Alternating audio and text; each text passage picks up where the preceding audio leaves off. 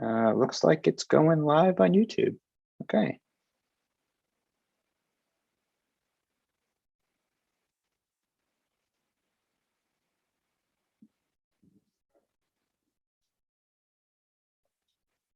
Oh, look at that. There it is. All right. Hey, buddy. All right, thank you. Somebody else is asking for the link to this, so let me. Okay.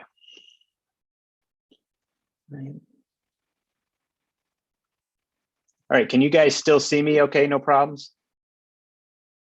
Okay, so it's live on Facebook as well. Okay.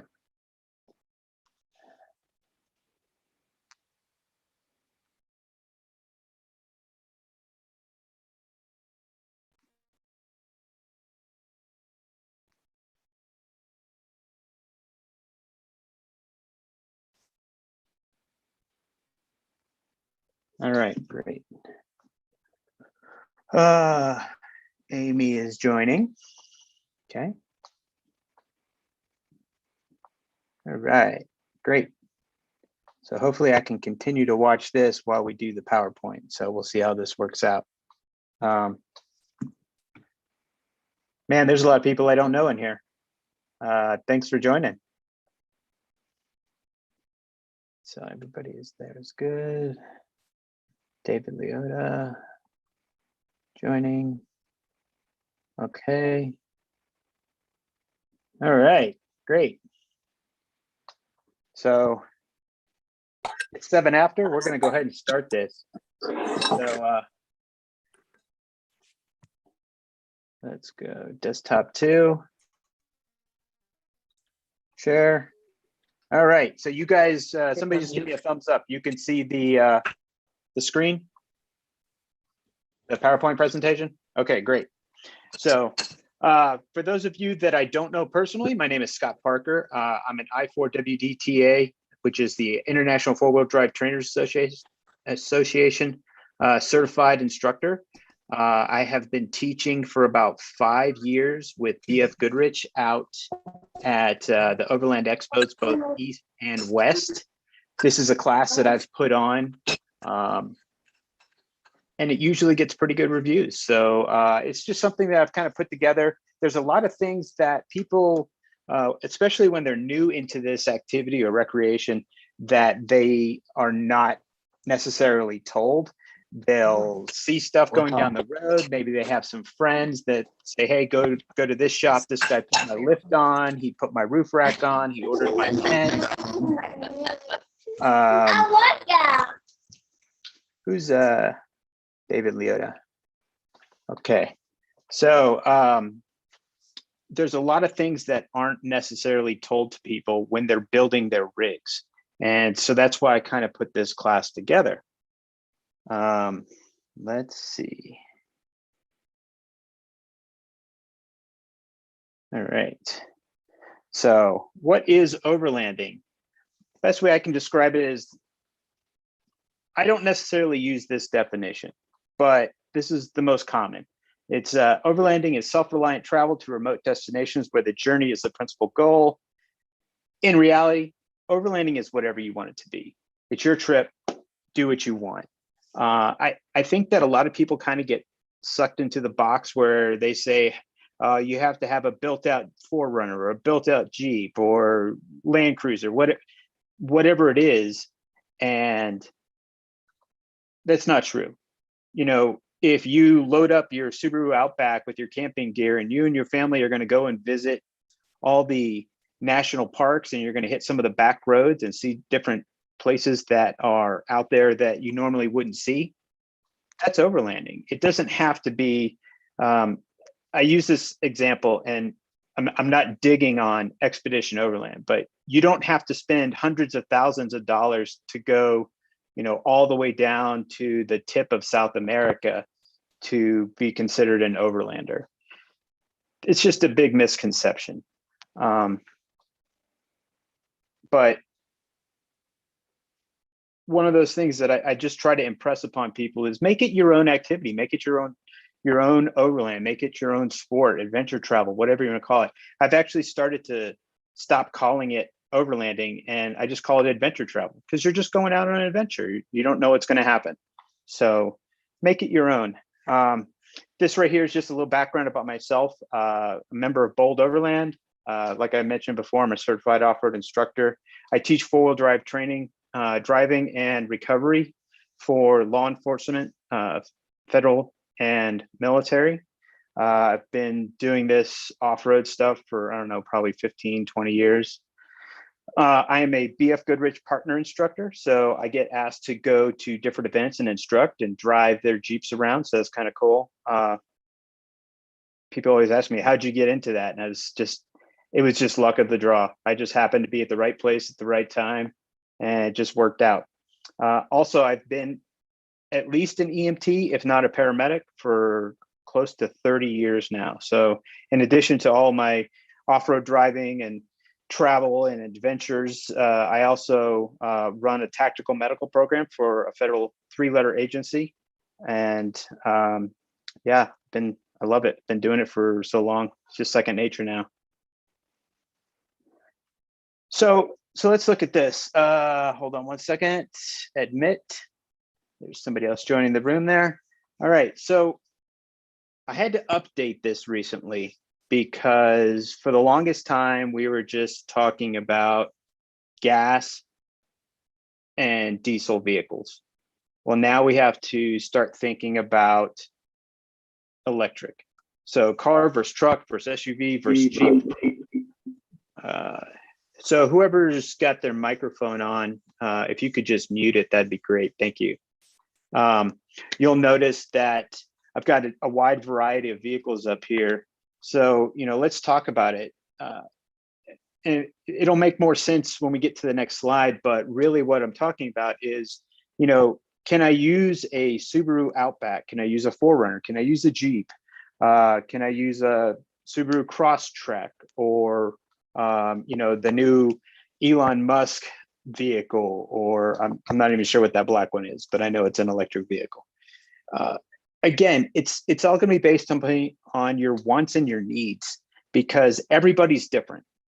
You may come into this and you've got a 10-year-old Subaru that you just want to use to hit some of the BLM fire roads out here out west, or you're back east and you want to hit some of the Forest Service roads.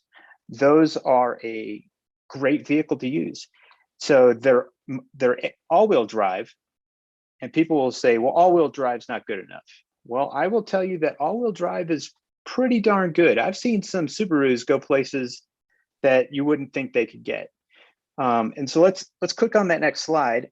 And what you'll notice is you got to pick the vehicle, new versus old, gas versus diesel versus electric. Sorry, I'm one slide behind, but big versus small, all-wheel drive versus four-wheel drive. So let's talk about this real quick, new versus old.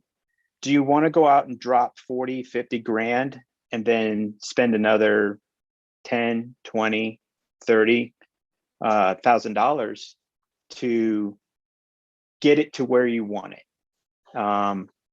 And that's going to be something that's going to be your choice. You need to decide, do I have a vehicle now that can accomplish what I want? And then, you need to start thinking about gas versus diesel versus electric.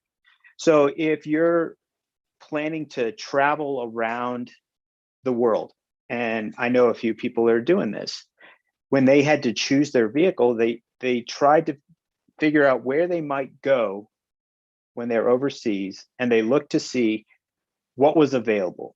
If you're going to go to Afghanistan or one of the stands over there in Asia, can you charge your electric vehicle? Probably not, especially if you're in the backcountry. But gas and diesel is still pretty prevalent. Diesel probably more so. You can find that almost anywhere. So the same thing here in the United States. Diesel's kind of making a comeback. It's definitely more available than it used to be 5-10 years ago. So depending on where you want to go, look to see what type of gas is available in that area. Stateside, you're probably pretty good. You can always load up a couple extra cans of gas and increase your range to where you'll have that extra tank available if you need it. But then the third one down is kind of going to be a personal preference to you. Do you want a two-door Jeep or a two-door brand new Land Rover Defender? I think they're Defender 90s now. So, do you want a two-door? Do you want a four-door? Or do you want to go big and get an Excursion? These are all things to think about. And a lot of times people will see a vehicle and they're like, oh, I want that. But then they have 4 kids plus a wife and themselves. And it's like, well, you can't really do a Jeep because it only seats 5. So sometimes you're limited on your choices based on, what you're working with. And then the last thing that we talk about is all-wheel drive versus four-wheel drive. Well, all-wheel drive technically is four-wheel drive. The difference is that all-wheel drive doesn't have low range. So, a true four-wheel drive has the ability, and it doesn't matter if it's a knob or it's a manual lever that you pull. All of those work. So my last vehicle that I had was a 2014 Toyota 4Runner Limited. So it had the low range. It was all-time four-wheel drive, or what they called all-time four-wheel drive, but it was really all-wheel drive. And then I could put it in high range, and then I could put it in low range. And it had a knob that I just turned. Some guys would say, well, that's not true. That's not a real four-wheel drive. I was like, well, yeah, it is, because I can lock it into four-wheel drive in low range, and I had lockers in it. So I was like, I have everything that you have and more, because actually I can lock my center differential, my front differential, and my rear differential. So I was triple locked. And they're like, oh, well, yeah. So it's all based on what you know, and how you explain it to people sometimes, because a lot of people will say, well, all-wheel drive's not four-wheel drive. Well, really it is. It's just 4 high as opposed to 4 low. So let's move on to the next one. Okay. So what is four-wheel drive? What is all-wheel drive? So four-wheel drive, all-wheel drive, we already kind of discussed that. You also have four-wheel drive center locked, where what it does, it's normally a 50-50 split front to rear. Sometimes you'll get 70-30, 60-40. It just depends on the vehicle. I know that some of the newer vehicles that have all-wheel drive it's all computer-based now. So it sends that power where it needs it. So it can fluctuate on how much it sends. And then you have four-wheel drives that are locked front and or rear. You also have the 50-50 split like we talked about. And then what does locked mean? Locked means that you can take the axles that spin let's say in the front. Typically what happens if you're not locked, when one of your wheels gets stopped, mud, a rock, a tree, whatever it is, it'll send that power to the wheel that's not stuck. So imagine that your wheel is stuck and your other wheel is up in the air. Well, it's just spinning. It's not doing anything, right? There's no resistance against it, but it'll continue to spin because the other one is stuck. Now, when you lock a vehicle, if you have a front locker, what's happening is that differential is locking those axles together. So it's not splitting that power off to go to the other wheel. It's locking them together and they spin together at the same. So that's where you'll see people that can climb over certain rocks and trees and through ditches and stuff like that. They'll lock that axle, and that sends it, even if it's got that hard resistance, it allows it to spin to climb up over whatever that little obstacle or maybe big obstacle is. And then the other thing that you look at when you're deciding on a vehicle is traction control. Does anybody in here have a newer Toyota that has the crawl control functions and the rock and sand? And go ahead and speak up if you do. No, nobody has one. Not a big deal. So anyways, a lot of these newer vehicles are coming with these special traction controls. And what you'll find is that they are brake modulated. So when you turn on the traction control, it's going to sound like your vehicle's falling apart. It makes this horrendous sound, at least the Toyotas do. But what it is there's a piston that's firing, and the ECU is taking over. It kind of reads the terrain based on the resistance of the wheel. And when it does that, it makes this horrendous sound. It sounds like your vehicle's going to fall apart. But what it's doing is there's some algorithms that are in there where it says, okay, we're in sand, so I need to spin, but not real fast, or I need to crawl really, really slow. And especially with crawl control, usually there's a dial, and it's usually between 1 and 5 miles an hour. And you just turn it, and what it does is you can adjust that speed as you need while you're using that traction control. It's actually a pretty good device. But a funny story about that is the Japanese individual that developed the FJ Cruiser, the newer FJ, years ago, when they developed these different traction control aids for the vehicle, he was adamant about not putting it in the FJ Cruiser. And the reason was, he was like, this is going to be a true four-wheel drive. I want people that buy this vehicle, they're going to know how to drive. This is an off-road vehicle. And of course, the heads of Toyota kind of went back and forth with him. But he was like their master designer, vehicle designer, and he won out. So that's why you'll find, like on the FJs, they don't have that traction control. Or I think actually the first year did, but after that they didn't. But they put it in the 4Runner and they put it in the Tacomas because they looked at the 4Runners as more of, sorry if anybody has a 4Runner, I had one. They look at it as more of the mommy mobile, the adventurous mommy mobile. This is what the guys from the Toyota Proving Grounds in Arizona told me. So, we know that the 4Runners have progressed a lot further now. They have the TRD Pros. They have the TRD off-roads. So, there's all these different traction control devices or aid devices that are in these vehicles now. And they actually work really, really well, especially if you're new to off-roading. It's not a bad thing to have. And that kind of goes back to choosing a vehicle like we were talking about in the beginning, because not everybody is skilled in off-road driving. I live here in New Mexico, and as soon as it snows, people lose their mind. And, they're like, well, I'll just put it in four-wheel low, and I'll lock it.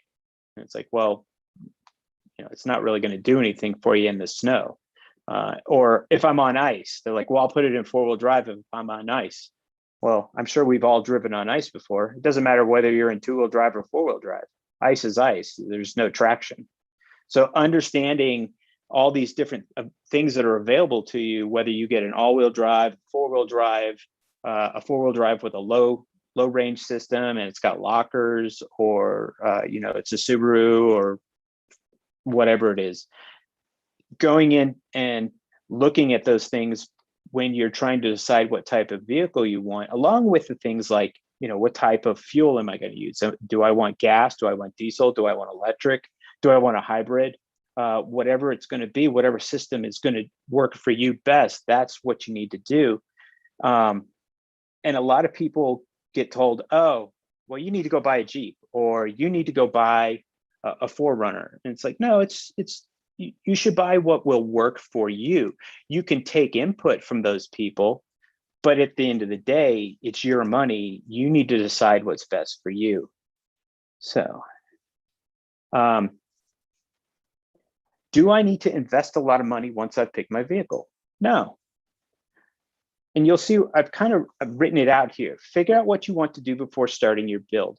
So let's say that you decided it's going to be a 4Runner. I say do lots of research. And for any of you guys that have been on the internet for a while, there's anything and everything that you can imagine out there. You can visit local shops. You can ask other people. You can join different groups, seek out the subject matter experts. Don't just, hey, that guy's got a really nice build and, he doesn't do anything with it. He goes to the mall every weekend. Well, it's probably not going to be the best guy to talk to. And the reason being is that you want to know how his rig functions when it's out on the trail. or out on the dirt roads, or whatever it is that you're doing. Are you having common problems? Is the suspension what you thought it would be? This guy went out and spent $20,000 on a suspension, a roof rack, and all this other stuff. It's like, well, does it actually work for you? How many people are in your family, or whatever it is? Those are the types of questions that you really want to ask yourself. The last one of that, number 2, is the visit forums. So I would caution you when you visit forums. Whenever you ask a question, you get from one extreme to the other. You get the guy that's willing to tell you every single thing you can imagine, and the fact that you don't know it is beyond him. He's like, you're an idiot. How do you not know this stuff?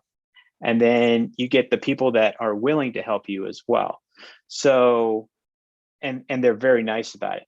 So what I always tell people is, if you go to a forum, whether it's Expedition Portal, or I think it's Expedition Portal, Adventure Portal, there's a bunch of different off-road sites out there.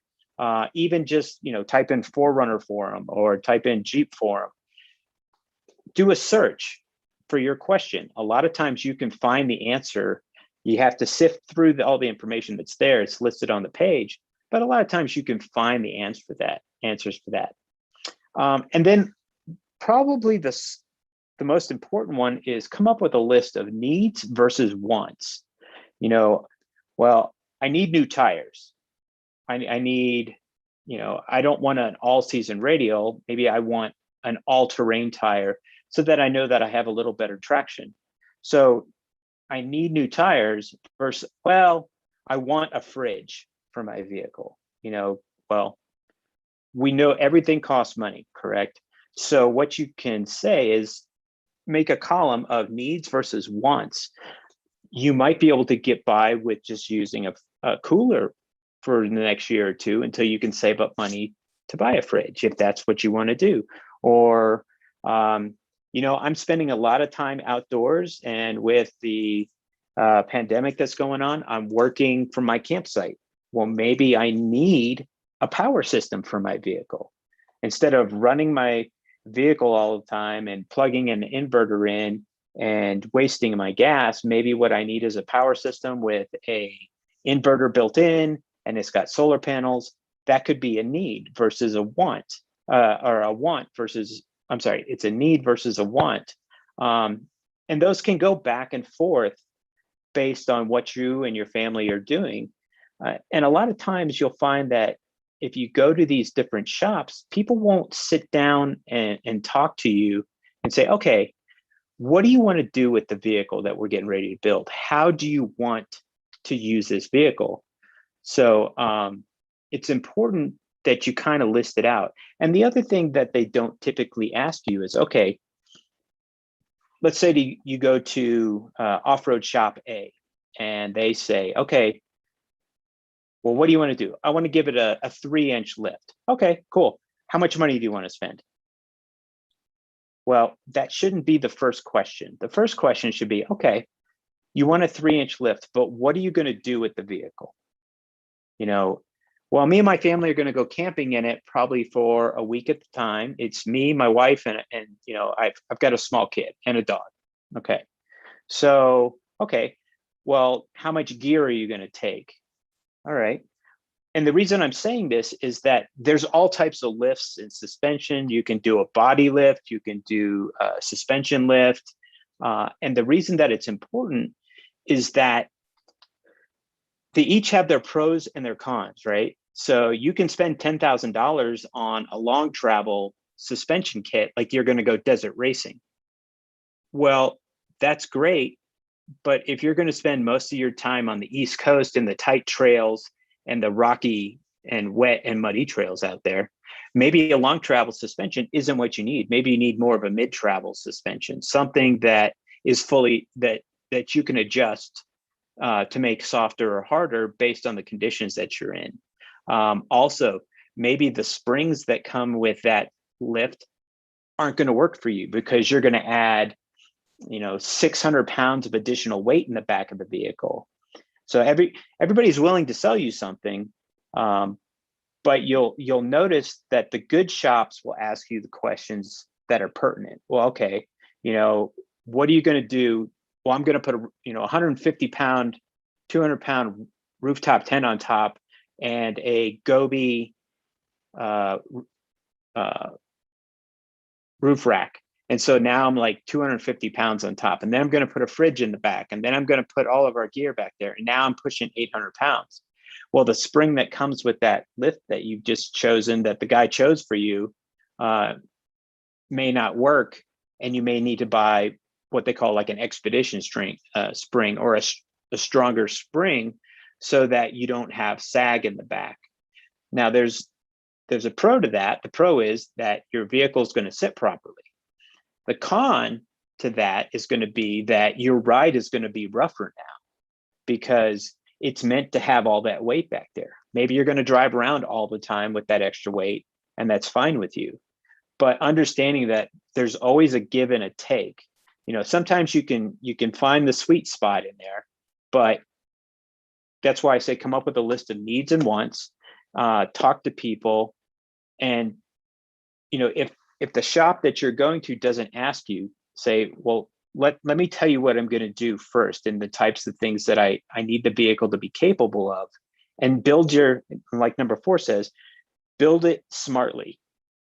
Do a smart build, because you don't want to go and put a lift in, and then you add all this extra stuff to it, and then 1 month later you're like, you know what, I'm sagging from all this stuff, and my suspension's bottoming out. So now I have to go and buy another whole spring or a different type of suspension, where if you take the time to do the research, you can save yourself money in the long run.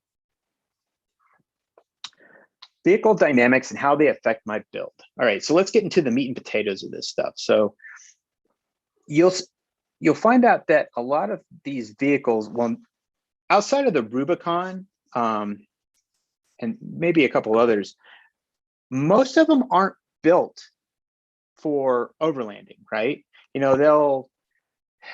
So I went to the Dodge dealership here to get an oil change for my vehicle, and they're now selling these Dodge Ram 1500s, and it's a RMT kit is what they call it. So they're sending these vehicles off to Colorado Springs. This company is putting new suspensions, upper control arms, some sliders on it, and a bed rack and a rooftop tent. Sounds really nice, except it's like $75,000. But you need to look at the vehicle and how it was designed. So is my vehicle designed to go off-road? Well, everything that we've talked about so far, Jeeps, Land Rovers, 4Runners, Toyotas, any of those things that we've kind of discussed already, yeah, those are meant to go off-road, but they're not really set up to go overlanding, right? They don't have the extra storage, on top. Maybe you need a roof rack. I know the TRD Pros come with like these funky low racks now. If you have a pickup, well, yeah, you've got a bed that you can use for storage, carry all your camping gear and so forth. But you'll notice that when a vehicle is built, and what I tell people to do is read your manual. There is so much great information in the manual that comes with your vehicle. However, I will caution you this: when even the 4Runners, they'll put like an all-terrain tire on it, but you'll notice that when they design it and when they test it, usually they have all-season radials on these vehicles. And the reason they do that is they have to meet certain standards, for National Highway Traffic Safety. National Highway Traffic Safety Administration. So they're designed and built to function one way.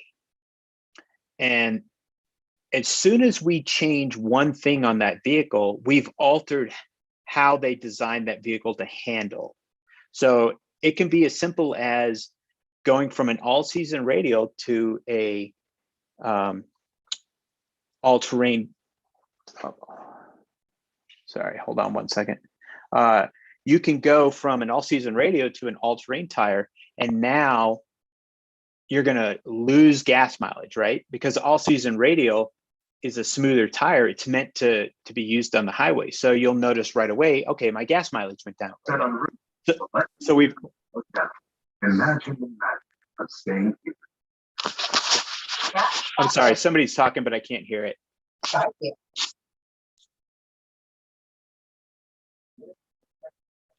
Try your question one more time. Yeah. Okay. So read your owner's manual, look at the original specs. But this is, like I said, this is the meat and potatoes, because this is where helping to choose your vehicle and understanding the things that you're going to do to it, this is where it all comes together. So, you know, if I, like I said, I put bigger tires on my vehicle. Bigger tires typically weigh more than smaller vehicles, or smaller tires. So by adding that extra weight to your vehicle, again, the parameters from when it was tested have been changed. So your stopping distance may increase. You know, if you add 200 pounds of weight to the top of your vehicle, now you could be pretty top heavy depending on how much of a lift you put on. So this class is meant to get you thinking about what you want to do. When I had my 4Runner, I used to always run a rooftop tent, and you know, the vehicle did fine. I had to upgrade a bunch of stuff on it to handle not only the terrain and the places I wanted to go, but I had to build it so that it could handle the extra weight. You'll find that when you start going camping, you know, the back of a vehicle, especially like a 4Runner or a Jeep, can fill up pretty quickly. So people start going to their roofs and they start adding weight up there. Well, I caution people about putting too much weight on top of their vehicles, because when you're if you're off camber at an angle, your rollover, you can roll over a lot easier than you could if your center of gravity is lower. So, you know, these are all the things that I want people to think about as they build their vehicles. So now I've gotten away from putting my rooftop tent on top of my vehicle. I put it on an off-road trailer that I have. But then again, there's pros and cons to that, right? Well, now I'm not top heavy on my vehicle, but now I'm pulling something that may weigh, you know, anywhere between 1,000 and 1,500 pounds, that if I get into an off-camber situation, you know, knowing the right thing to do if I start to slip, you know, it's not turning my wheel uphill.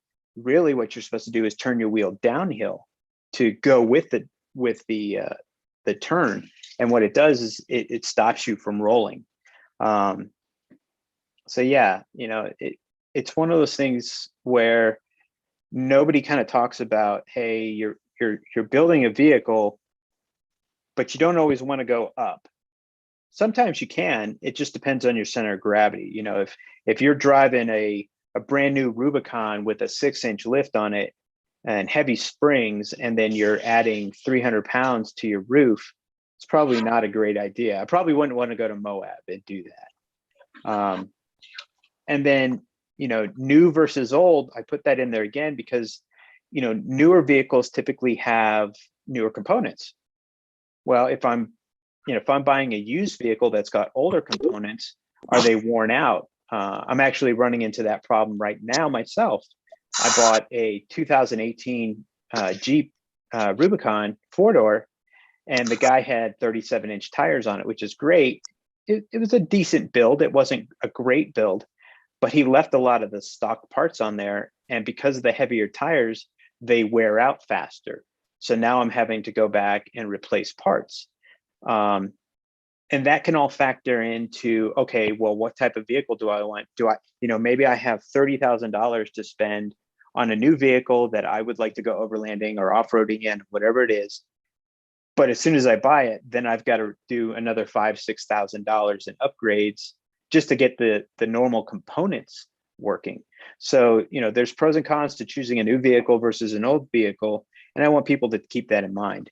A lot of the newer vehicles have safety features that, you know, the lane shift assist, I guess, so if there's a car next to you, it kind of vibrates the wheel or honks a horn or something so that hey, there's a car next to you, not to hit them.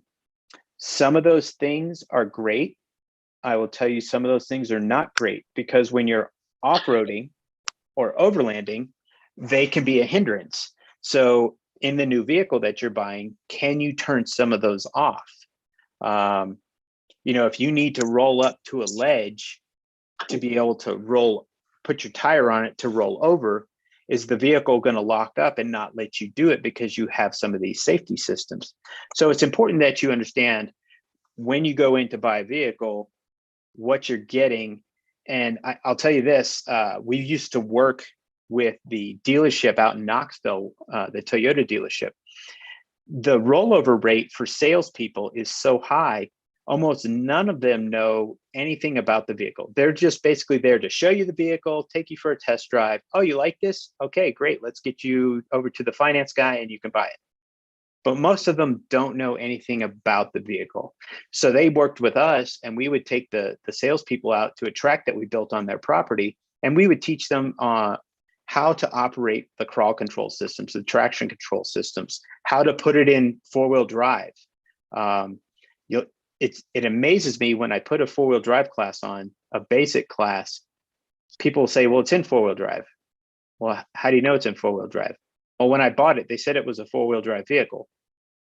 Okay, but is it a two-wheel drive and then you put it into four-wheel drive? Oh, I have no idea.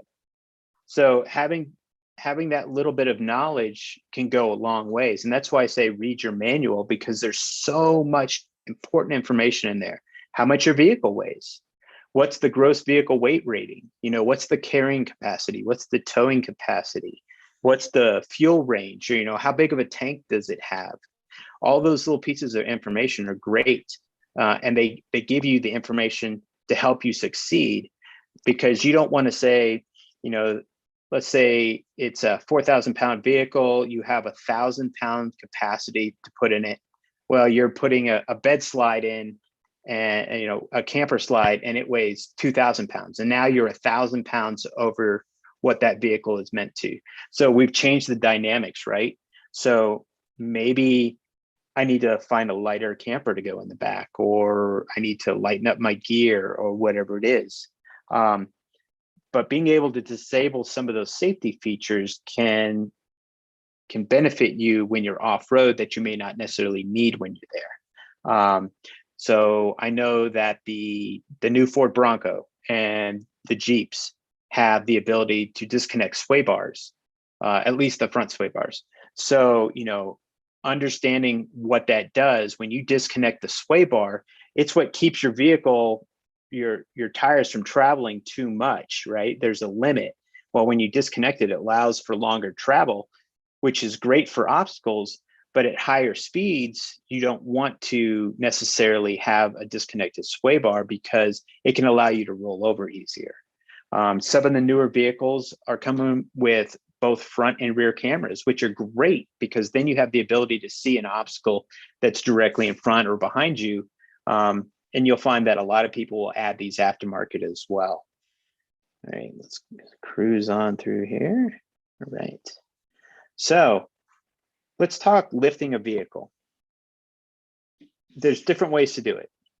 A lot of times vehicles can come with a factory lift. I know like the TRD Pros come with like an 1.5 inch, 2 inch lift, I believe, on the TRD Pro models, which is, it's just a suspension lift. That's all it is.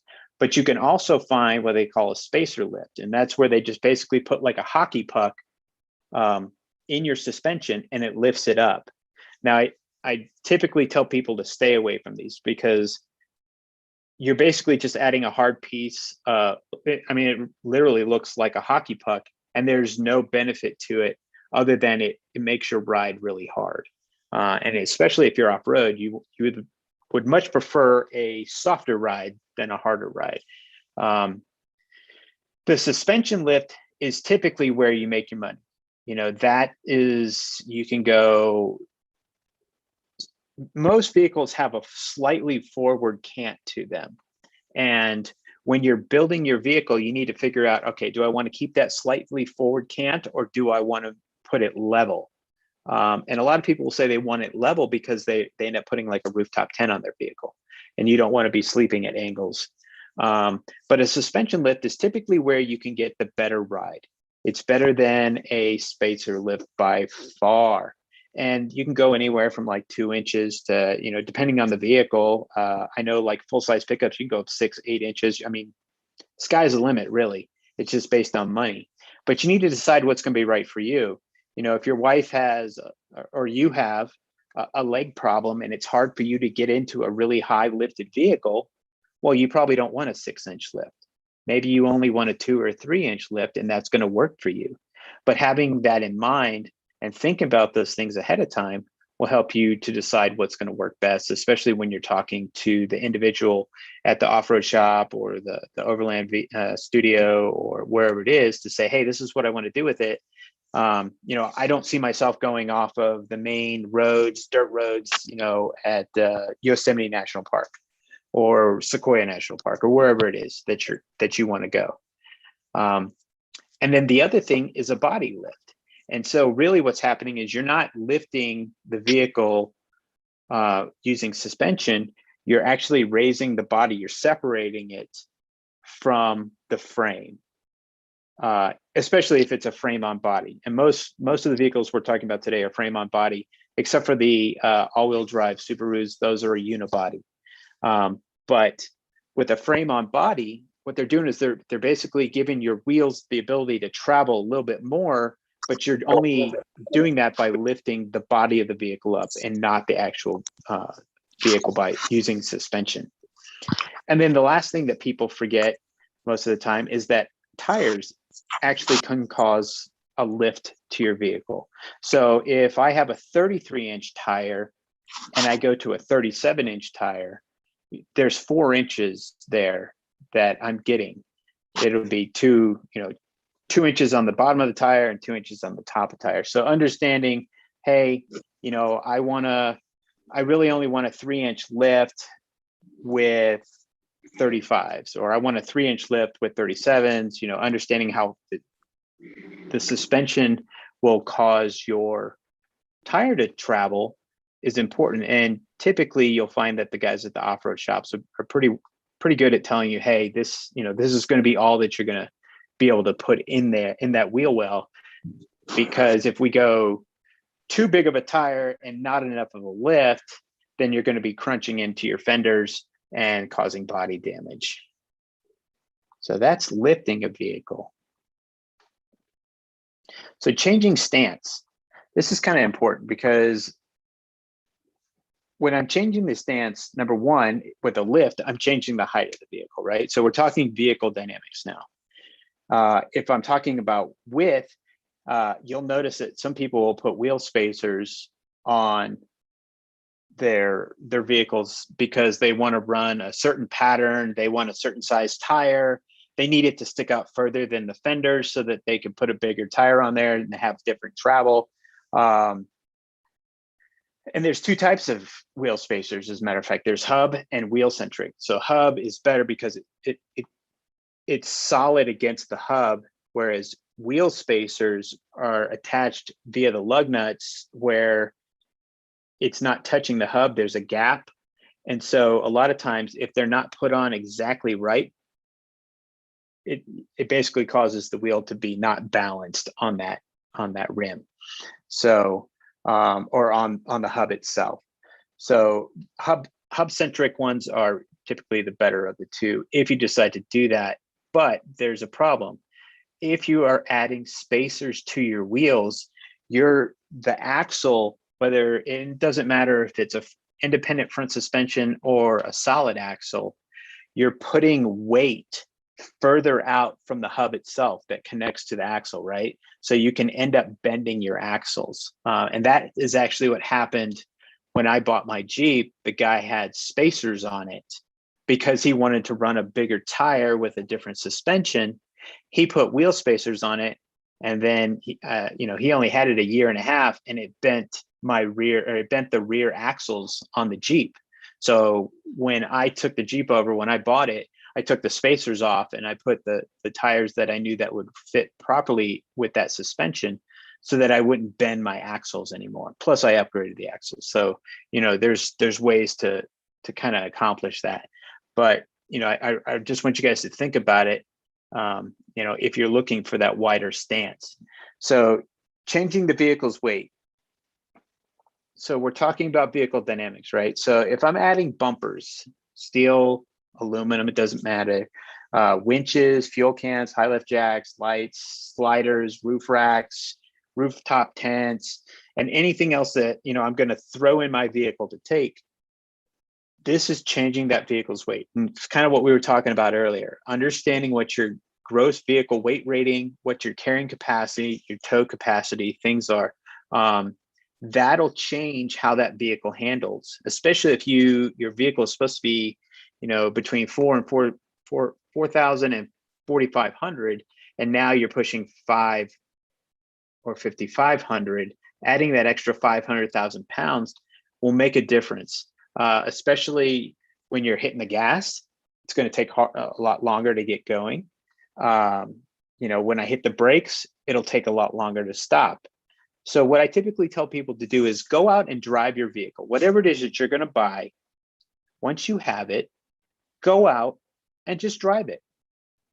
Figure out how it handles, understand what the braking is, understand what the acceleration is, doing some S turns, understanding, how stable is this vehicle at certain speeds, does it feel like it wants to roll when I get to 50 miles an hour and I'm making a sharp turn? Well, I probably don't want to put a rooftop tent on top of that vehicle. But understanding how that vehicle handles before you do all these other things to it can help you to understand what you want to do to your vehicle, how you want to build it. And there might be tips and tricks that the shop can say, hey, you know what, we can help to lower your center of gravity, by putting some of this extra weight here or there. Sometimes adding extra weight in the front and rear, yes, it increases your stopping distance, but it also can make the vehicle a little bit more stable. However, it does make it weigh more. So those are all the things that you need to think about. And I know I say that a lot. Changing the vehicle's weight. And here you can see we were talking about the Jeep with the heavy steel rack and the rooftop tent on it. And then, we're also talking about an older Land Cruiser that's got a trailer that it's pulling. And, having that extra weight behind you, if that is a trailer that doesn't have trailer brakes, you have to use all the braking of the vehicle to slow that trailer down. So that can wear your brakes out really fast. So understanding how that weight affects that vehicle can help you to decide, hey, you know what, when I build it up, I'm going to put bigger brakes on it, put bigger brake pads, so that I can stop when I need to stop. Let's see. So braking distance, bigger tires equals weight, heavier vehicles, are you overweight? Uneven loads in and on the vehicle. I have noticed that people have gotten smarter about this in regards to where they place a lot of their weight on their vehicle. It used to be that people would I would see a rooftop tent on a 4Runner or on top of a Jeep on a rack, and it's more centered over the rear axle or towards the back half of the vehicle. Well, it's not necessarily the best thing to do. You really want to evenly distribute your weight as much as possible. Now, it's a little bit harder when you have a pickup truck because the front half of that vehicle, you have the engine, you have the occupants, and so it's front heavy. And the idea is with a pickup, you're going to put more of your weight in the back. But if you can even it out as much as possible, that's the better thing to do. Like this guy right here, I believe this is from India. A friend had sent it to me. You can almost see where his wheels are wanting to come off the ground because all that weight is over that rear axle. He's probably way over, the gross vehicle weight, what it's rated to. But that's just what they do there. So he's probably not going very fast, but his stopping distance is probably still not very quick. So understanding how that extra weight will affect your vehicle is important. So let's talk tires for a minute. Full disclosure, like I said, I am a BF Goodrich partner instructor. So of course I always push the BFG tires. But that being said, determining what's going to be good for you is on you. You can ask people for recommendations. You can talk to tire shops. But understanding that each tire has limitations, right? So we'll say an all-season radial, great on the highway. It's going to help you keep the max MPG you can with your vehicle. All terrains, they're a good all terrain. That's what it means, all terrains, right? It's good on the highway, or it's fairly good on the highway. It's fairly good off-road. It's fairly good in the mud. It's fairly good in the snow. But each of the ones that we talk about here, and like the mud terrains, they have their pros and they have their cons. I wouldn't want to go to the off-road trails at Windrock Park outside of Oak Ridge, Tennessee, after it's rained with all-season radials, because I'm not going to get any traction. So I might choose a mud terrain tire. Whereas out here, out west, there's a lot of hard packed trails here. Having an all-season tire or all-season all-terrain tire is going to be probably a better choice, because it's going to give you more functionality in different types of terrain, as opposed to like an all-season radial or a mud terrain tire. Now, I will say that the different tire companies out there are now coming up with more of like a cross between an all-terrain and a mud terrain, and they're nice because they have siping in the tires that allows for water to be shed out when you're spinning at a high rate of speed. So you do have that, but there's outside of the all-terrain, which is good in all types of environments, but that has their limitations. Like an all-terrain in a really muddy situation doesn't always work real well. It gets packed with snow. The reason that, if you see the picture of the Jeep tire right there, that's a mud terrain tire. The reason that the spacing in between the lugs is further apart is so that when you spin the tire, the mud can get flung out. It can clean itself so that you have traction. Whereas if you're using an all-terrain tire, the tread spacing is a lot narrower and it's harder to clean, but it's better on certain types of terrain. What size should I use? Well, that comes down to factory aftermarket, what type of lift you have on your vehicle. So understanding, whether it's a 2-inch, 3-inch, 6-inch, whatever type lift that you go with, that's going to help decide the size tire, because your tire travels not only up, it travels down, right? So people always talk about, well, my travel, I've got 6-inch drop. Okay. But do you have 6 inches up as well? Or are you going to hit your fender? And that's where bump stops come in. It's a piece that stops the wheel or the arm holding the wheel from traveling too far up and hitting the body of your vehicle. And then we talk about wheels. Wheels, steel wheels versus alloys. Is there really a difference? Well, there is. Typically, the steel wheels weigh a little bit more. There is a benefit to a steel wheel over an alloy. Steel wheels, if you bend your rim and you're 20 miles out in the backcountry, you can take your wheel off, you can take a hammer, and you can bang it back into place, or as close as you can get, and still have functionality out of that wheel if you don't have a spare that works. Alloy, if you ding your wheel or you break it, that's it. There's nothing else you can do on the trail with it. Hopefully you have a spare with you to help get you out. So there are, like I said, there's always a pro and a con. The steel wheels don't always hold up, and they don't typically look always as nice as the alloys, but they're definitely a good choice for I would say the more serious off-roader than the Overlander, but it's up to you. You can use those as well. So there's a saying, lockers before light bars. I'm sure you guys have heard it before. Yeah, I kind of agree with it, but I kind of don't. And let me tell you why. So adding additional lighting to your vehicle, especially if you do things like you just drive on Forest Service roads, BLM roads, and you want extra light at camp, and you've put the power system in to handle all the extra lights, nothing wrong with that. But if you're looking to conquer more serious trails, then hey, let's hold off on all the extra lights. Let's put the pieces in to your vehicle that you need, like a locker, which can be added aftermarket. And a lot of these vehicles are coming now with these newer, brighter LED lights, and they put out a good amount of light for you out on the trail. But you can see, like the guy in the red Jeep here, he's got the KC lights all over his vehicle. Going to blind anything that's in front of it. Probably cook some steak in those lights. Those are the older type lights, and then you'll notice on the I believe that's a Nissan down at the bottom. He's got the newer LED lights, light bar.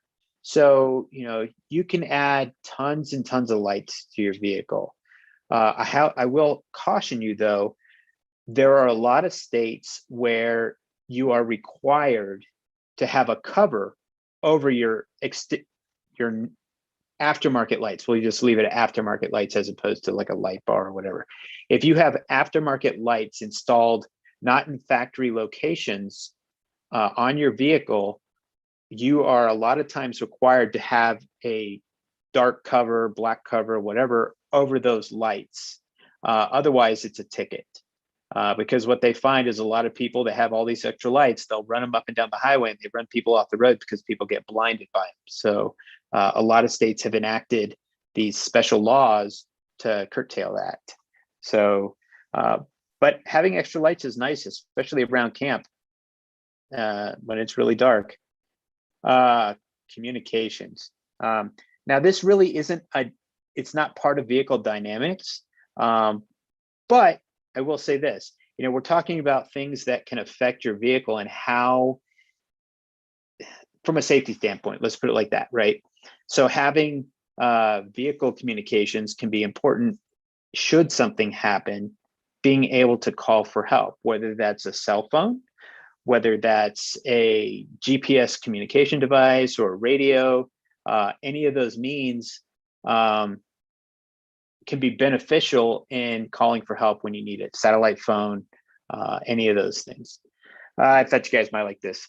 One is the one on the right is a Toyota Sienna that this guy built up, and it's basically just the body on a truck frame is what they did. But then the one on the left is like an old Bentley this guy built up and put these like snow tires that you would see in the Arctic on it. I built my vehicle. What else? Take a 4-wheel drive 101 class. Of course, I would recommend my organization. There's a lot of great instructors out there. I typically will put them on once or twice a year, and my classes are free. So you're welcome to join us for those. Learn what your vehicle can do and what you can do. It's important that, if you're going to go out and hit some off-road trails, or even let's say go to Moab and hit some of the trails down there, but you're scared of heights, maybe you don't want to go do fins and things right off the bat. Maybe you want to kind of build yourself up, see how you can handle being next to a 30, 40, 100-foot drop. So understanding what you can do and what your vehicle can do can sometimes be different. Take a tread lightly course. I would hope that everybody that's here today understands that we want to save the environment so that things aren't closed off to us. People go out and they destroy. I think there was something here in New Mexico last year where a Jeep club had gone up and it destroyed some like mountain meadow. And so, we talk about like that. They were just doing donuts out in it. See something, say something. Hey, what are you doing, dumbass? But that's just me. I don't have a problem saying stuff like that to people. So let's talk recovery equipment, because even though it's not part of vehicle dynamics, it's important and it affects your load weight inside your vehicle, right? I just wrote an article for Overland Adventures magazine, and I was asked, what's a good basic kit to have? And that could be different things to different people, especially if your vehicle doesn't have a winch. So we'll start there first. So let's say that you've got a 4Runner, or you've got a Subaru, or you've got a Tacoma, but you don't have a winch on it. There's a few things that you can do. I would say take a shovel.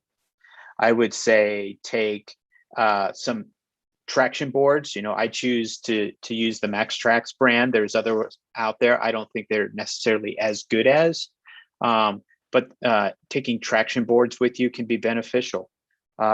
Maybe even a high lift jack can be beneficial. But let's say that you've got a vehicle that does have a winch and it's properly rated for your vehicle. What would be something you'd want to have? I'd say I'd have a tree saver. I'd have a tow strap, a 30-foot tow strap. I would have 2 hard shackles. I would have 2 soft shackles. I would have a, oh shoot, sorry. Can't think of what it's called. I apologize. A pulley for your rope to run through, so that you can use that to pull yourself out.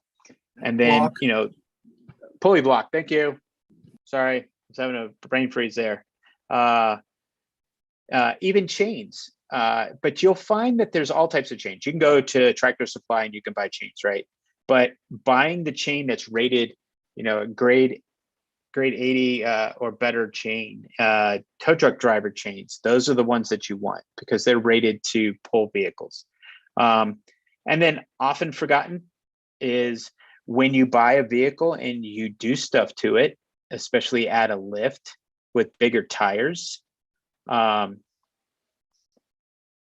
a bottle jack that's rated for the weight of your vehicle, plus the additional height that you've added to your vehicle.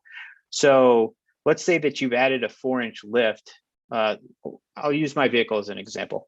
I have a Jeep with a 4.5-inch lift, and it has a scissor jack that comes with it. Well, when it's sitting on the ground, let's say all things are good and we're sitting on the hot side of the highway and popped a tire, that scissor jack can only go up so high, right? In a stock vehicle, it would work perfect because there's not that much travel. You might get, a few inches up, a few inches down. But now I've added a 4.5-inch lift to this, plus I have 37-inch tires. That scissor jack is not going to be able to lift that axle high enough, because the suspension will drop the tire, right? If I'm lifting on the frame as opposed to the axle. So there's a company, it's called AEV. They make a base for the scissor jack to sit in. It's about 4 inches or so high. It's a nice wide base. You set your scissor jack in there, and the scissor jack you just crank it and it lifts the axle up, and it doesn't have a problem because I've added that extra 4.5, 5 inches on that base to that scissor jack. And I know that it will lift the weight of my vehicle as is. So, if you have a bottle jack or a scissor jack, it doesn't matter. But if you add a lift to your vehicle, understanding the proper height that you're going to need, will that bottle jack that you have or whatever came with that vehicle, is that going to work for you? You don't want to be on the side of the road somewhere or the side of the trail. You pull out your bottle jack and you can't get it extended far enough to lift your axle up so that you can change your tire. And I kind of got into a debate with a guy in another group the other day about, well, I've got a high lift jack. I can lift my vehicle with a high lift jack. Well, really, to lift the tire up, it needs to be under the axle, right? It needs to lift that axle up, not the body or not the frame of the vehicle, because you have that travel in it. So the high lift really doesn't work for that. And then also, high lift tells you, even on their site and in their paperwork, not to use it as a means to change your tire, because it's not that stable. There's certain things that it's meant to do, and tire changing is not one of them. Can you do it? Yes. If you have to do it, you probably will. But from a safety standpoint, we always recommend to not change a tire with a high lift jack. Mechanical issues. So this is kind of back on the vehicle dynamic side. We were talking about fuel that you would use if you're going on an extended trip somewhere and you're going to go overseas. Well, where am I going? What is common? What tools do I have or need? And then, what fluid should I carry? And always carry a fire extinguisher. And so this list right here, if I know I'm going to have a brand new Jeep Gladiator built out, I'm going to have it shipped to South Africa, and I'm going to cruise around the continent over there. Well, if something breaks, what's the likelihood of some of those smaller countries being able to get you the parts that you need? So that's why you'll see that most people that go on expeditions, especially into locations that are more remote, they choose the older vehicles because the parts are easier to get in some of these other countries overseas. So just things to think about. Carrying extra fluids with you, finding out and carrying the proper tools that fit your vehicle. If everything on your vehicle is metric, you don't want to carry English tools, right? You want to carry metric tools.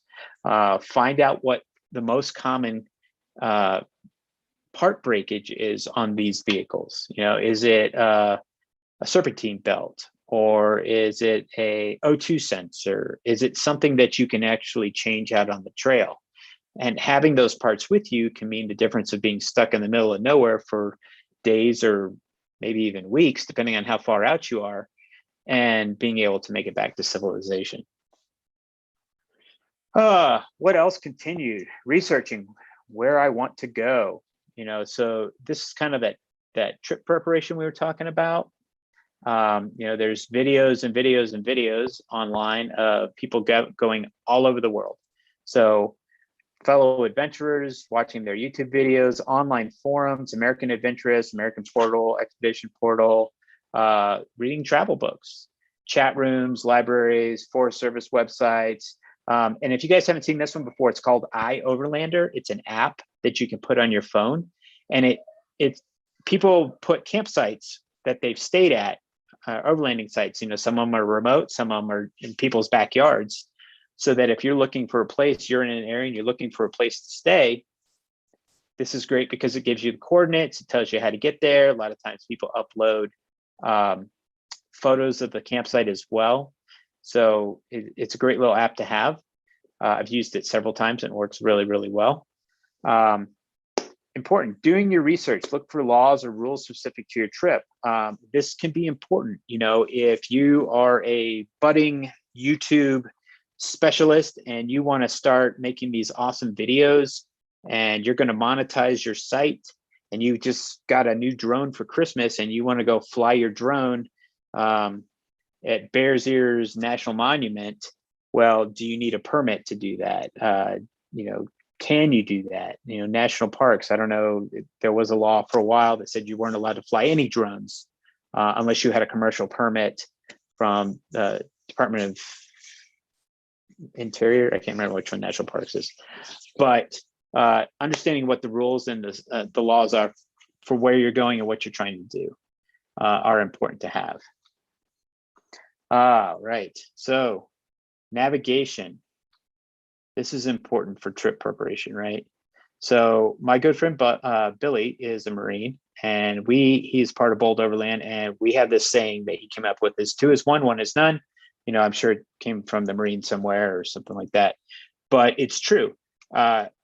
Whenever we go anywhere, especially on some of our longer trips, we don't rely on electronics. We take paper maps, we take books that have maps in them as well. And the reason being is electricity can fail. Paper maps, yes, they can get wet, but typically we put them in a watertight bag and we keep them with us, and then we pull them out if we need to. GPS devices are great. However, if you're in a lot of canyon area, GPSs can also not receive very well down there. So understanding that all technology has limitations, as do humans, as do paper maps. How updated are they? Has terrain changed since this map was made?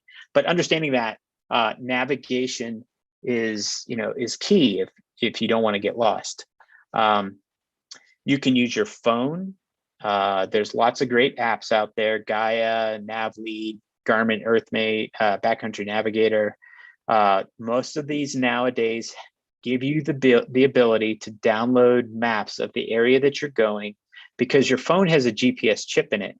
And so it allows you to track your progress and even set up routes ahead of time for the trip that you want to go on. Do I need a true GPS as opposed to just using the GPS chip in my phone? For our team, we carry we have our phones, we have tablets, we have paper maps, and we have true GPSs as well. A true GPS, especially if used properly and exposed to the sky in a certain way, where it's not just stuck inside your vehicle, where it's not getting a full range, can be very good to have. And depending on how good your maps are that you've downloaded ahead of time, can basically give you turn-by-turn directions. So they are nice to have. I will say that you don't have to have one. The chips in the phones do work fairly well. Not quite as good as a true GPS, but they're usually pretty spot on as well. And then, of course, like I said before, actual maps are always good to have. We always plan our routes on paper maps as well as using electronic devices. And then that way, if something happens, we have that to fall back on. So just remember, 2 is 1 and 1 is none. That picture right there is the little GPS device that I use. It syncs with my tablet. It's a Garmin InReach Mini. I think it was about $250, $300. I got it from REI. But the way I have it mounted in my window, it's perfect. I almost never lose connection with the satellites. And it gives me the ability to sync with my phone and send text messages or press the help button on it should something happen. Now, that is a thing that you have to pay for. This device itself, you can do it month to month, as opposed to like paying for a year, which is nice. So I can turn it on for 1 month, turn it off for 6 months, and then turn it on again for another month if I want to. And if something serious happens, I can hit the 911 button on it, and it will go to a call center, and then they can zero in on my location. Also, I put CB radios in here, and I know there's still clubs using them, but more and more every day are switching away from CB radios, and they are going over to the FRS and the GMRS radios, typically because they have a better range. They're clearer, and they're still fairly cheap. CB radios are they're pretty darn cheap, but they just are not clear, in my opinion. They're not very clear, and they're very easy to distort with other electronics in the vehicle. You'll see on here I have ham radios. Ham radio is very good for short and long-term communication. Ability to retransmit off repeaters, but requires training and a license. So you do have to sit for a test. And then once you pass that test, and there's different levels that you can go up, you can get your license, and then you're authorized to use those channels. FRS is like the family radios that you can buy at Walmart. They're not completely reliable. Think about the kids' little walkie-talkies. That's more of like an FRS.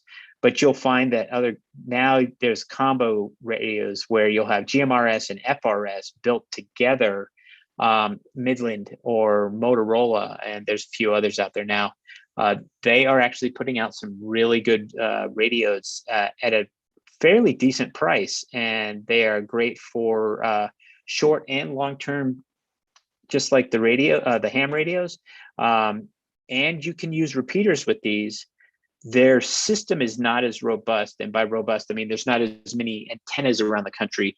Although I will say here in New Mexico, we have a very good GMRS repeater system, and you can almost hook up to it from almost anywhere in the state. There's still some areas that aren't in reach yet, but my understanding is that they're building out some more of those antennas. Satellite phones, very expensive, good communications. However, I will say again, you need to have a clear path to the sky. And if you're down in a canyon, a satellite phone is probably not going to work very well. And then, of course, the inReach, which we already talked about. Emergency communications, that's what we were talking about with the inReach, where you can hit that 911 button. With the ham or the GMRS, if you can get a signal out and you can get to one of those repeaters, you can say, hey, my name is such and such, and I am here, wherever you're at, and we need emergency services out here. So have a plan. And one of the things that we always tell people is, if you're going to travel, always travel with a buddy. If you can't, or you don't want to travel with somebody and you want to travel by yourself, having the means to have people track you, or at least have something where you can call or hit a button and the cavalry can come is always nice to have. We talked about satellite phones are very expensive, and you have to have a big contract for those. The little inReaches are most of the way that people are going nowadays, if they're not ham licensed. And then also, there's a lot of places cell phones work that they didn't work 10 years ago, but there's still a lot of coverage, especially in the outback here, where they are not working at all. All right. Electrical systems. Let's talk about this real quick. We're starting to lose people, I think. So does my vehicle power system meet my needs? This is where the needs and wants come back in, right? So you'll hear a lot of people say, well, I'm going to put a double battery system in my vehicle. Well, maybe based off your wants and needs, a single is all you're going to need. But once you start running fridges and extra lights and maybe charging camera gear or whatever it is that you need to charge your son's iPad, or having the ability to have that extra battery in case something happens, maybe a double battery is going to be the direction that you want to go. And then you also have solar power systems that can connect to your battery systems, keep you topped off. So especially when you're at camp, charge up your batteries, charge up your vehicle. Generators is another good way. However, they're very bulky. They weigh a lot, and you have to carry extra fuel for them. So typically not what you see in the overlanding side. All these systems can work really well, but you need to decide what is best for you and your vehicle. What is important in my build? So for me, I charge a lot of camera gear, and I have a fridge and I have lights. So I have a DC to DC power system in my vehicle, and I have a 100-watt panel permanently mounted on my roof, which even when the vehicle's sitting, I'm always charging. And when the vehicle's driving, it charges much faster that way. So I always have power. Is external lighting important to you? Are fridges important to you? Can I get by with a cooler? Is that the way I want to go? Charging stations. Do I have the appropriate plugs? Do I have the appropriate way to charge? I've seen a lot of people recently, especially with the pandemic, they're like, well, I'm going to take my laptop out and, I'm going to camp for a week. And they have like a MacBook Pro, and it's a 60-watt or 80-watt charge that they need for the plug. And the vehicle's inverter, if it has one, or they bought an inverter and it's not big enough, understanding what your equipment needs are and how to charge them will help you when you're picking your equipment to build your electrical system. Again, it comes back to those wants and needs, doesn't it? And on the supply side, food, how long are you going? Where are you going? Typically, if you're not taking a fridge and you're going to use a cooler, the temperatures will kind of fluctuate, and they'll start to go down or start to warm up, I should say, over time, right? Because the ice will melt. So fresh food tends to get eaten first, whereas if you have a fridge, your fresh food can last longer. Your meats, your vegetables, Your fruits can last even longer. Do I want freeze-dried food? Kind of like the backpacking stuff you can get at REI. Non-perishables, dry food, things like pasta, canned foods. These are, when you're setting your trip and you're trying to decide, all right, well, what am I going to have for day 1 versus day 5? Those are the things that you'll think about to determine what order you're going to eat that food in that you want to buy. How am I carrying my food?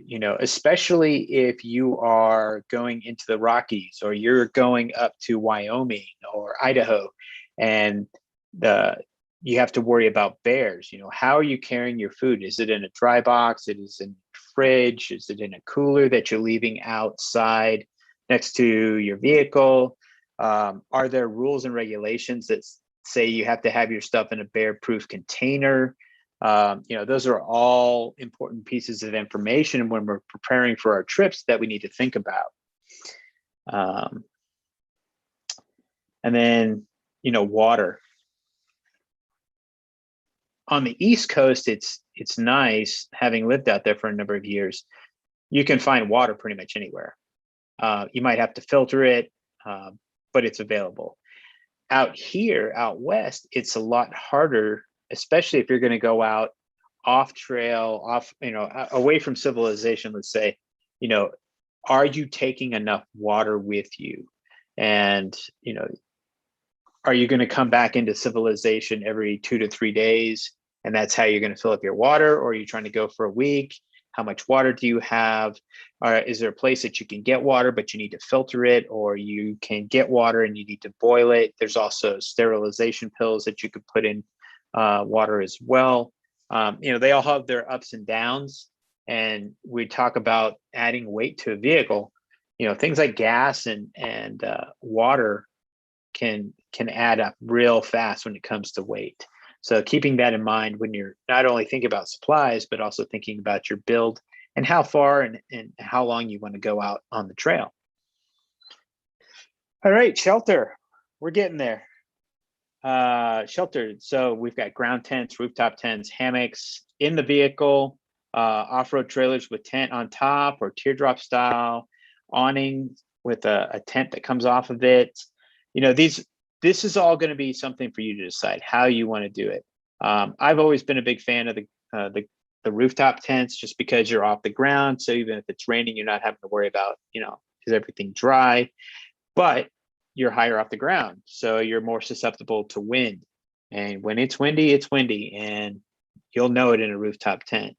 My last setup was a teardrop trailer, and it was great, but it couldn't go everywhere. So that's why we opted to change for ourselves to a more rugged off-road trailer with a rooftop tent on top. Gives us the ability to go further and less worry about damaging the teardrop. So you'll just need to figure out what works for you. And then coffee. I always throw this slide in there. It gets its own slide because coffee is important, at least to me. So medical bag and supplies. This is quite often overlooked.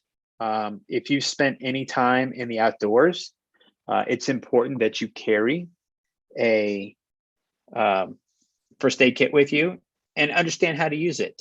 So these are all different sources down that I have listed here. American Safety Health Institute. I'm an instructor for these guys. I am American Heart Association instructor, CPR instructor, American Red Cross, Wilderness First Aid, EMT, blah, blah, blah. So the idea is that getting a little bit of training can help in case something does happen. So I put this kind of in there, medical consideration. Being outside away from civilization can be an exhilarating experience. However, the further we get from 911, the more we must consider basic medical care. A general illness at home is no big deal, but in the woods or another country, the effects of someone with nausea or vomiting or diarrhea can be a life-threatening situation. Understanding basic medical needs and carrying over-the-counter medicines that can help with these situations can be a lifesaver. And as a former paramedic and flight medic, and with the job that I have now, it's really important that if you have someone that is vomiting or has diarrhea for an extended period of time, that person is going to become very dehydrated. So having the pills or the over-the-counter medicine to help with that and then to keep that person hydrated can definitely mean the difference between life and death, especially when you're pretty far away from 911. So keeping that in mind when you are making your first aid kit or building your little medical bag to take with you, keep those things in mind. Also, just because someone in your family has a medical condition doesn't mean that they can't enjoy the outdoors as well. Talk to the their medical provider, and discuss, especially with the advent of refrigerators in vehicles now, you can store your insulin and you don't have to worry about the fluctuations that occur inside a cooler. You can set your fridge to a certain temperature and know that your medicine, unless the power goes out for some reason, that even somebody with diabetes can spend some extended time out in the woods. So that, and also making sure you bring all the medicines that they're required to have with them, can help make it a happy trip. So, and then also, like I put here in the bottom, make sure you put this stuff in a waterproof bag. I can't tell you the number of times that I've seen people take their medicine and they leave it outside in the rain, and had they put it in a waterproof bag, it might have saved it and they didn't have to cut their trip short. What am I forgetting? Tell someone where you're going and your route, and if possible, never travel alone. I do know that a lot of people like to travel alone. It's all good and fine, but always tell somebody where you're going. Don't forget to bring things like chairs and table if you want. You're trying to enjoy yourself. So unless you want to have a suffer fest, bring the stuff that you need or you want to make it an enjoyable experience. And like I put in this last statement right here, all the topics highlighted in this PowerPoint are talking points and are meant to pique your interest and begin your process on learning what will work for you. So I'm just trying to pass along some information that I've learned over the years that I've been doing this. And yeah, I hope you enjoyed this talk. And if you have any questions, please ask away.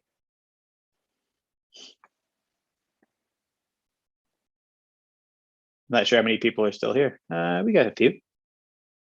So I know I can be winded. So I see you, David. I see you. Thank you. It's very informative. Absolutely. Like I said, I hope that you were able to take something away from it. I don't know if you guys, David, do you want to unmute for a second? Can you breathe, Scott? Can I breathe? Are you breathing? You're doing a lot of talking. Yeah. Actually, I was drinking some Mountain Dew while I was talking when I had it on screen share, so you guys couldn't see me. Dave, can you hear me? David, you have to unmute yourself. All right. Anyways, what I was going to say is we have a very good asset in town here, David Leota from Anvil Overland Studios. He has a shop downtown, and so he and I have discussed this, and he is very much along the same thinking that I am, where if you're going to build a vehicle and you have questions, finding somebody like David can be really important in helping you with your build, or even modifications to a vehicle that is already built. Jared has a great vehicle and maybe he decides to do something else with it. Having someone to bounce those ideas off and say, hey, in your opinion, how is this going to change the functionality of the vehicle? How are the dynamics going to change? Having a good shop that you trust is really important. And I myself, I have a lot of knowledge, but I also lean on David and some other people that I know. And I always look for those answers, especially if I don't have them. That's nice, but I'm an East Coaster. That's okay. Where are you at? Virginia. There's a bunch of good shops up there. Oh, yeah, and I'm also, I don't charge. If you have questions and, someone is kind of giving you the runaround, shoot me a message. And if I don't know the answer, I can at least point you in the direction or find the answer out from somebody. With a group in Georgia who's taking a trip out to Uray, Colorado this summer, and we're going to do all the famous trails. So I'm excited about that. You never know, I might come across you out there. I'm going to spend a lot of time up that way this summer. So, all righty. Anybody else with any other questions? All right. I appreciate it, guys. Thank you very much. I'm going to try to continue to do some of these. I'll probably cut back to once a month, unless there's a need. But I'll probably cut back to once a month and do some different topics, maybe on like tire repair or whatever. We'll figure something out. I've got a lot of different things that I can talk about. I love to talk, apparently. So thank you guys for joining. Jared, thank you for your help earlier in getting my speakers working. So David, I see you. And Can you hear us? Dorian. Oh, I do hear you guys now. See, there's okay. Wayne, Justin's there. Let's see, Andy, Yvonne. So I appreciate you guys listening in, and hopefully what I'm going to do is start recording these so that I can save them on my YouTube channel. Plug for myself. I dropped a new video today, first one that I've ever done on Final Cut Pro for making a real video. It's only like 6.5 minutes long. I'd love it if you guys go over there and check it out. Exploration Capture on YouTube. So Awesome. Cool. Thank you guys. I appreciate it. I will talk to you guys soon. Thank you, Bye-bye. Scott. Thank you. Summit says Thanks, time. guys. Bye-bye. See you, everybody.